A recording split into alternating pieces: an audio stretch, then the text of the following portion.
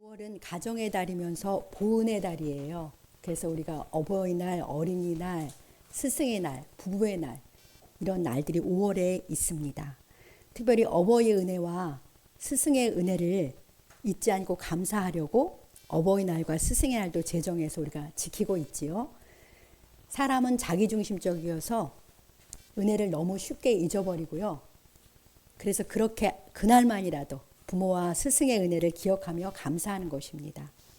받은 은혜를 잊지 말고 반드시 갚으며 살라는 사자성어도 여럿 있어요. 결초보은, 그러니까 풀을 엮어서 은혜를 갚는다는 말로 죽어서도 은혜를 갚으라, 그런 말이 있고요. 각골난망이라는 말도 있죠. 그러니까 은혜를 뼈에 사무치게 새겨서 잊기 어렵다, 그런 말입니다.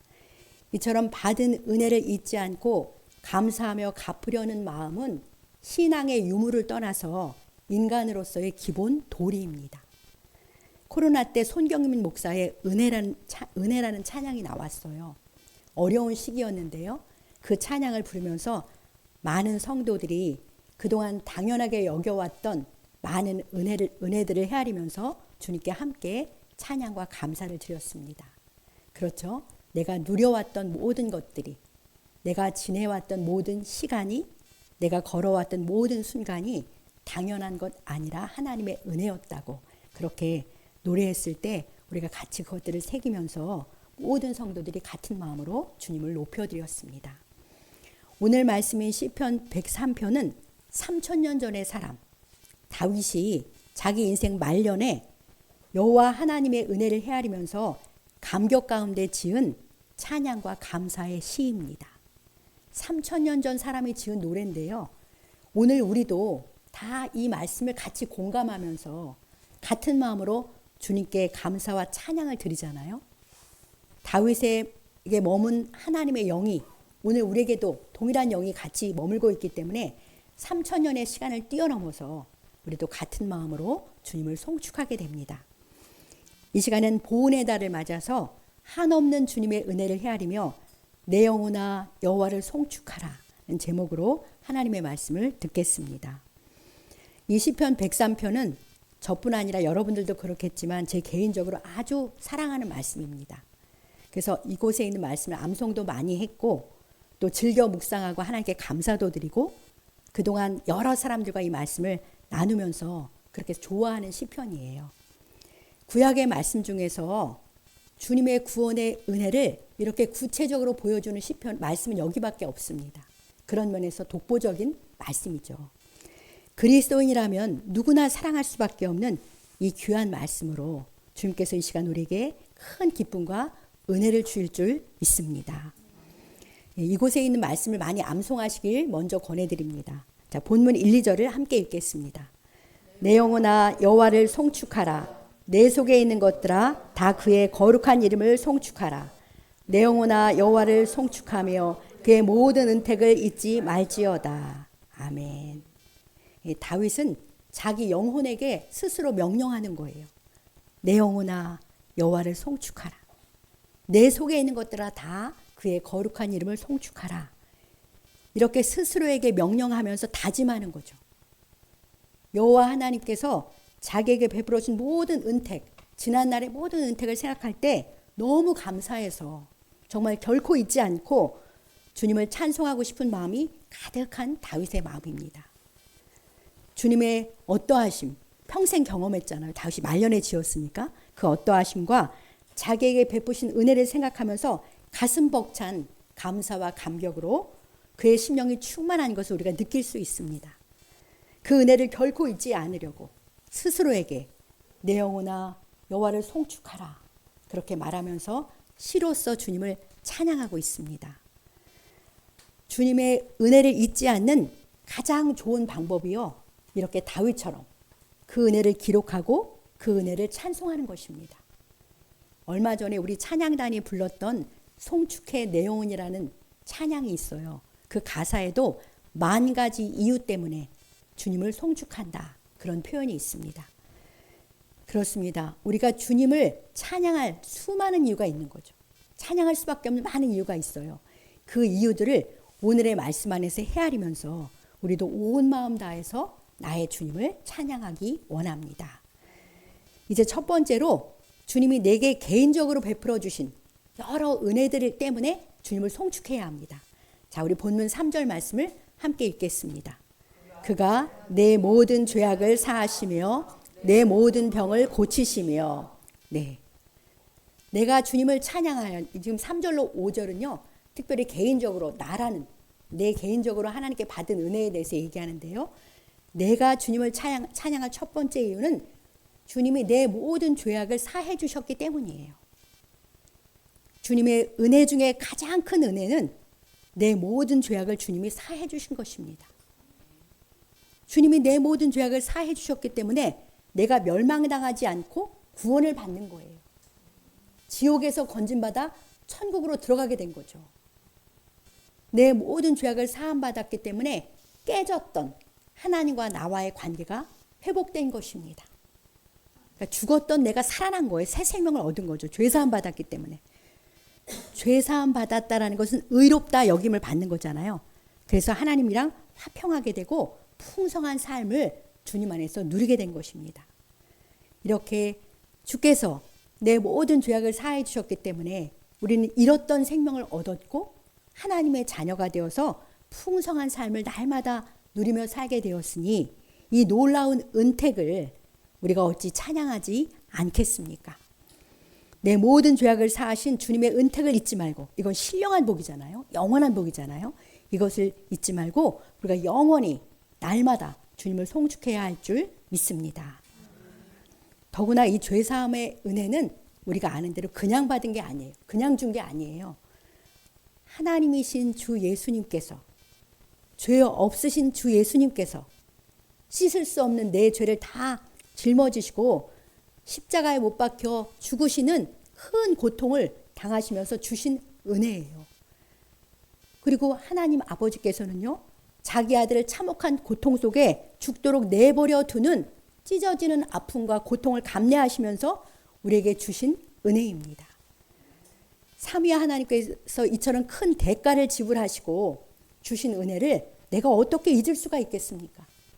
마땅히 그 은택을 잊지 말고 영원히 찬양함으로 주님을 높이며 살아갑시다. 이 같은 주님의 은혜와 사랑의 4절 말씀에 우리에게 무엇을 가져다 주었습니까? 내 생명을 파멸해서 속량해 주셨습니다. 영원한 파멸에서 내 생명을 건져주시고 우리를 자유케 해주셨어요. 우리는 죽음을 두려워하지 않아요. 죽은 이후에 파멸이 아니라 주님 나라로 들어갈 것을 알기 때문에 그래요.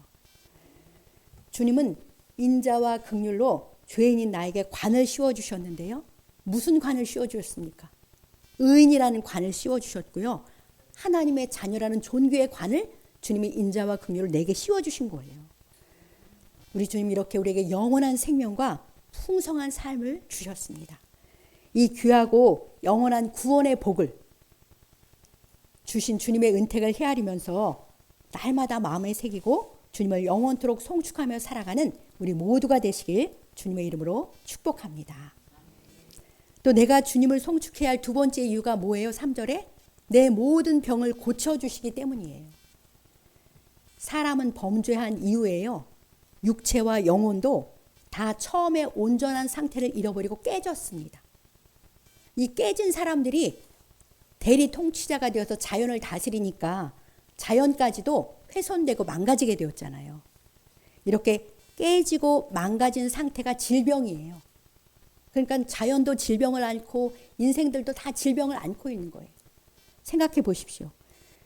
우리가 인간의 범죄로 깨지고 망가진 세상에 태어났잖아요. 그러다 보니까 사는 동안에 우리들이 여러 가지 질병으로 어려움을 겪어요. 육체적 질병, 정신적 질병으로 다들 어려움을 겪습니다. 그때마다 우리 주님 우리를 참 불쌍히 여겨주셔서 주님의 능력으로 고쳐주셨기 때문에 지금까지 우리가 이렇게 건강하게 생활하는 줄 믿습니다. 설교를 쓰면서 참된 교회를 시작하고 주님이 저희들의 병을 고쳐주신 것이 생각났습니다. 아는 분들도 많은데요. 은혜를 헤아리는 마음으로 다시 한번 간증하겠습니다. 저희 장로님은 2022년에 허리 디스크랑 척추 협착증을 같이 걸렸어요. 그래서 앉기도 힘들고 걷기도 힘들었습니다. 그러니까 자주 누울 수밖에 없는 거예요. 그래서 MRI를 찍었는데 전문 의사가 말하기를 병원에서 수술하기도 좀 그렇고 그냥 약을 먹으면서 견디는 수밖에 없다고 했어요. 많이 힘든데. 그때부터 좋은 병원을 만나서 치료해달라고 그렇게 기도했는데요. 제 동생을 통해서 강남의 레이저 시술하는 병원을 알게 되었습니다. 즉시 시술을 받았는데 통증이 깨끗이 나아서 지금은 건강하게 생활한 거죠. 그러니까 까다로운 병이잖아요. 그 병을 단번에 치료해 주신 주님의 은혜와 긍휼에 새삼 감사를 드립니다. 그리고 저는 교회를 문을 열자마자 그 전부터 제 눈이 아주 침침해서 사람이 가까이 오지 않으면 안 보였어요. 아주 시력이 좋은데. 그래서 할 수 없이 안과에 갔더니 황반변성이라는 그런 진단을 받은 거예요. 깜깜한 일이죠. 눈 아래다가 주사를 놔야만 낫는 병인 거예요. 그러니까 제가 얼마나 놀라겠어요. 교회를 개척한 지 한 달 됐는데 목사가 황반변성에 걸렸다. 너무 놀란 거죠. 그런데 아는 분을 통해서 다른 안과에 갔더니 그것이 오진임을 알게 되었고, 그러니까 백내장이었던 거예요. 그래서 백내장과 노안 렌즈 수술을 함께 해가지고 지금은 이렇게 성경을 안경 안 쓰고도 환하게 보고 성경 보고 이렇게 설교를 하게 되었어요. 그러니까 참으로 우리 하나님의 크신 긍휼과 은혜로 우리의 병을 고쳐주신 것이죠.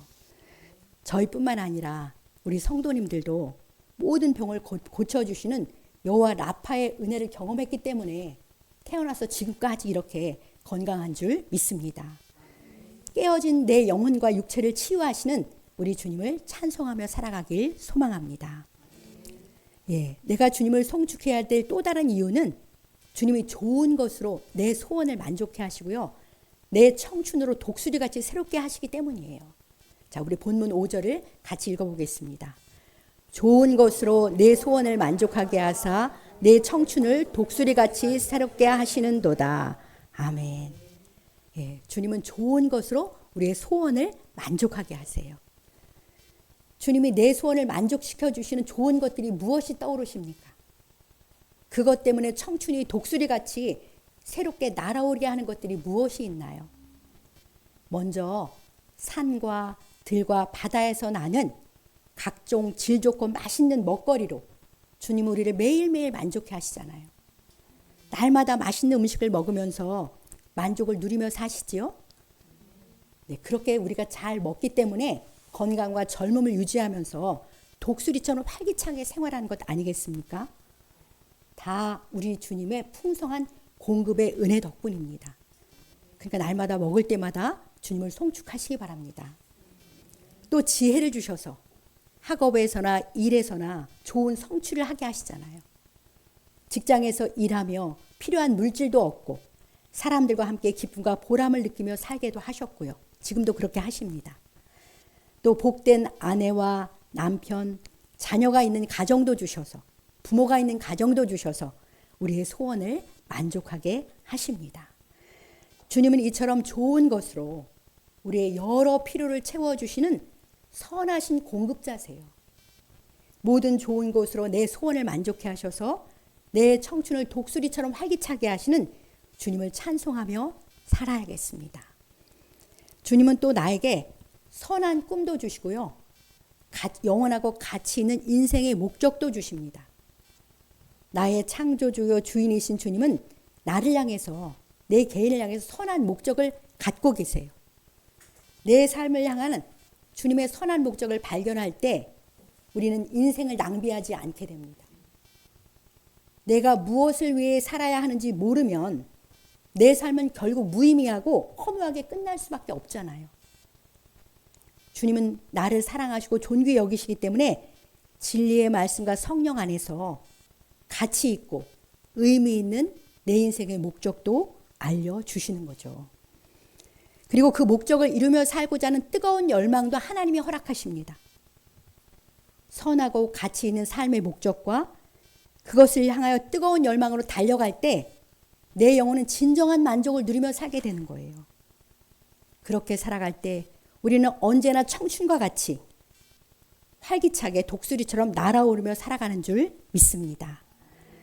주님이 주시는 영원하고 가치 있는 내 삶의 목적을 주 안에서 발견하시고 그것을 향해 열정으로 달려가심으로써 진정한 만족을 누리며 살아가시길 우리 주님의 이름으로 간절히 축복합니다. 이제 큰 두 번째로 주님의 선하고 아름다운 성품을 인하여서 우리는 주님을 송축해야 합니다. 그 선하고 아름다운 성품으로 돌봄과 다스림을 받고 있는 우리들은 즐거이 주님을 송축해야 하는 것이죠. 자, 우리 본문 6절을 같이 읽겠습니다.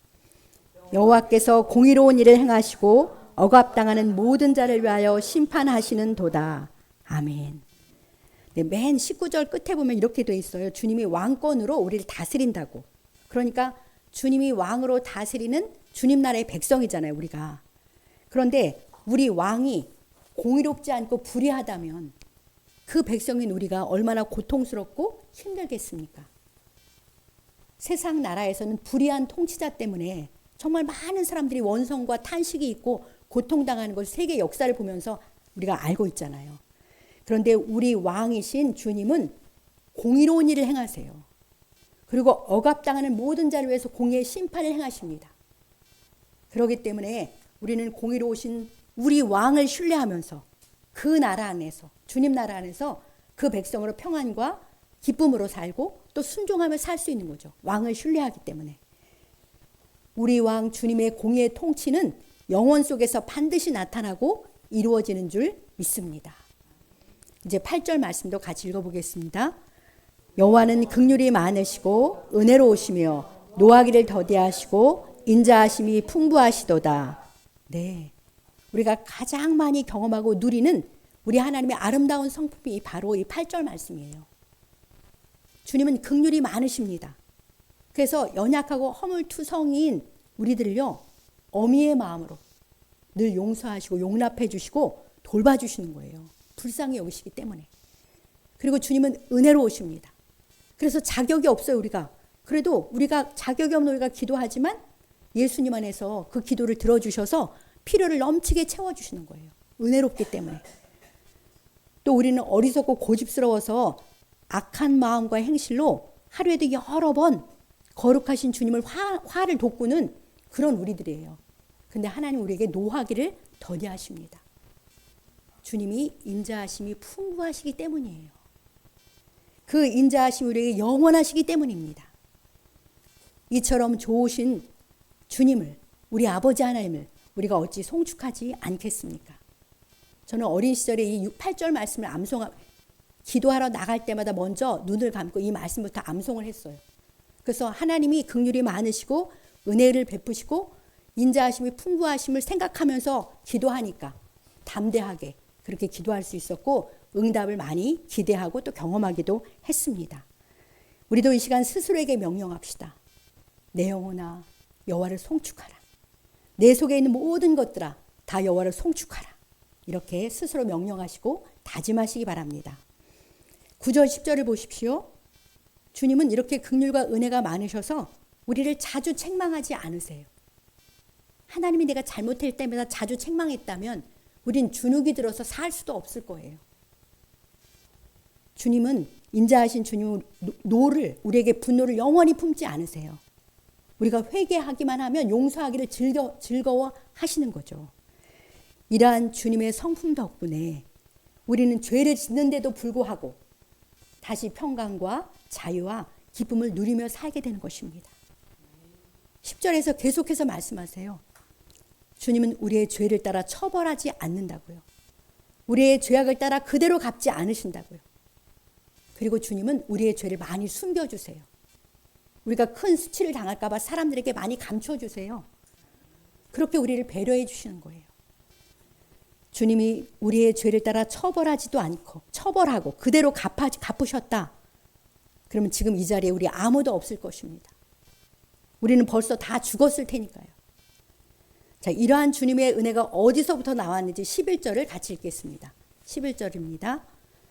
이는 하늘이 땅에서 높음같이 그를 경외하는 자에게 그의 인자하심이 크심이로다. 네, 아멘입니다.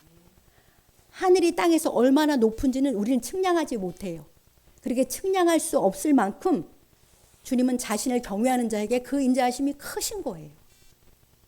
그래서 그 크신 주님의 인자가 수많은 죄를 짓고 사는 우리임에도 수치당하지 않게 하시고 죽지도 않게 하시고 도리어 평강과 자유와 기쁨을 누리며 살게 하는 줄 믿습니다.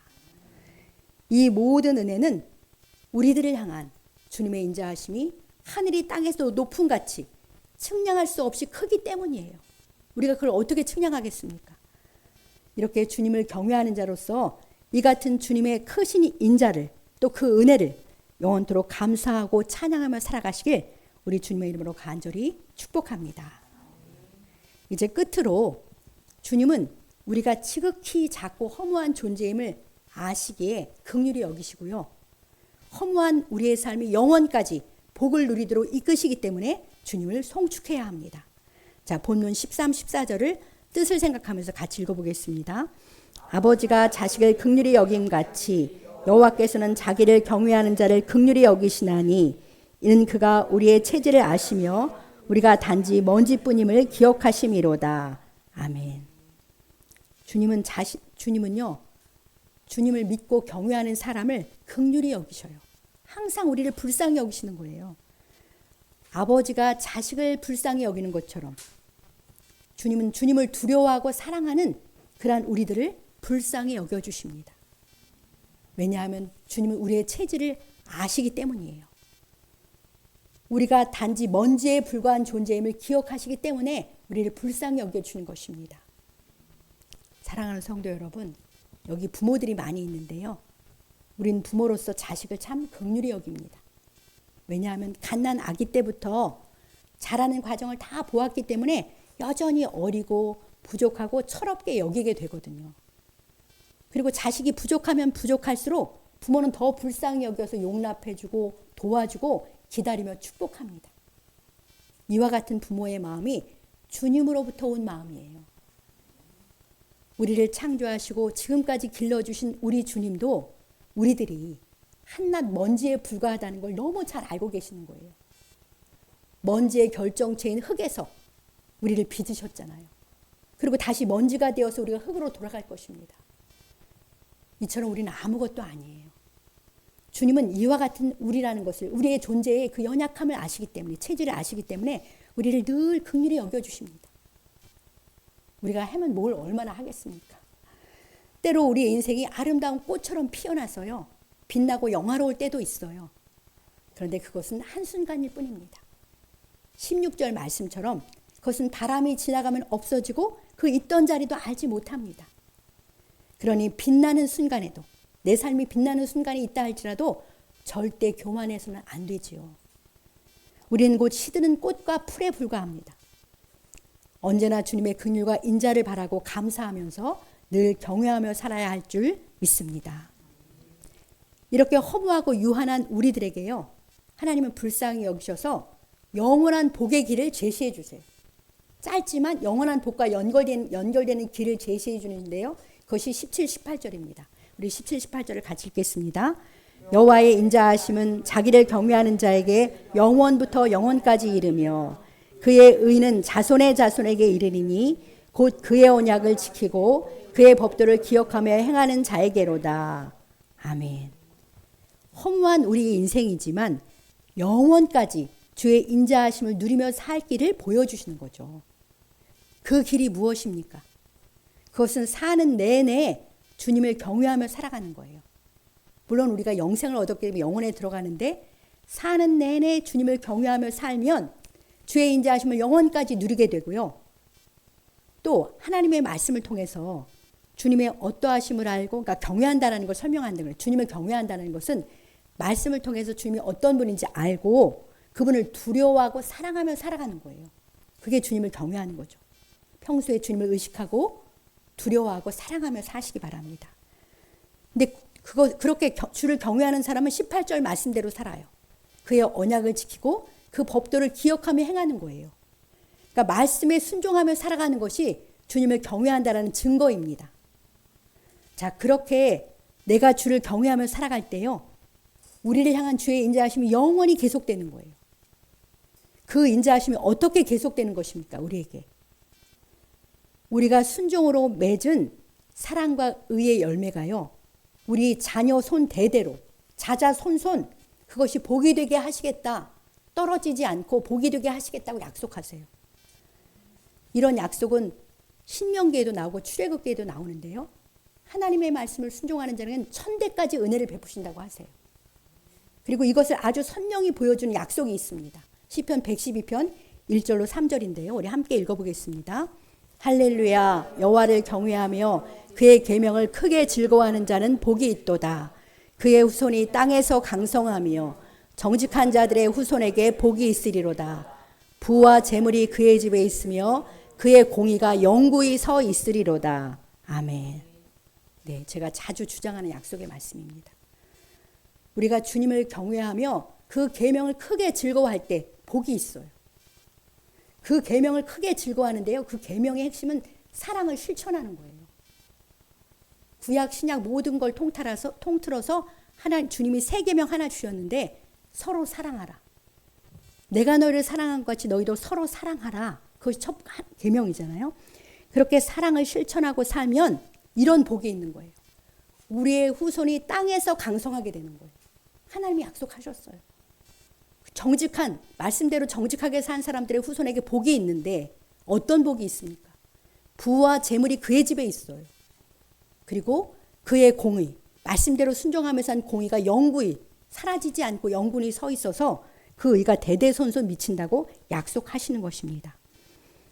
우리가 주의 말씀을 따라서 공의를 행하며 산 것에 대해서 확실하게 보상하시겠다고 공의의 하나님께서 약속하고 계시는 거예요.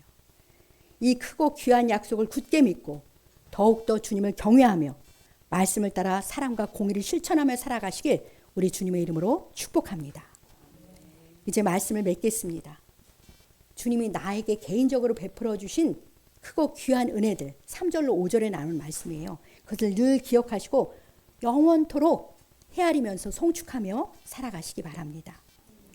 그리고 우리 주님의 선하고 아름다운 성품을 인해서 그 성품으로 우리를 사랑해 주시고 다스려 주시는 그 주님을 즐거워하며 찬송하며 살아가시고요.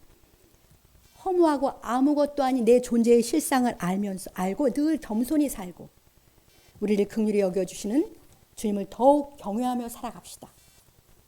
주님의 계명인 사랑과 의를 행하며 살아가심으로 자녀손 대대로 복 주시는 주님의 약속을 누리며 소망하며 사시기 바랍니다. 이 모든 은혜를 늘 잊지 말고 온 마음 다해 주님을 송축하며 살아가는 우리 모두가 되시길 주님의 이름으로 간절히 축복합니다.